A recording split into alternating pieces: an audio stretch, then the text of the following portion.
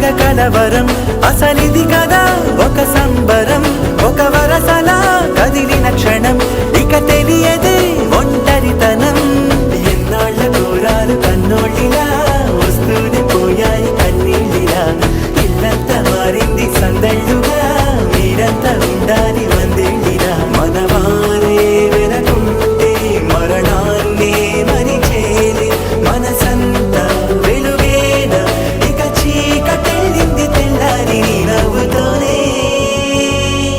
10 మంది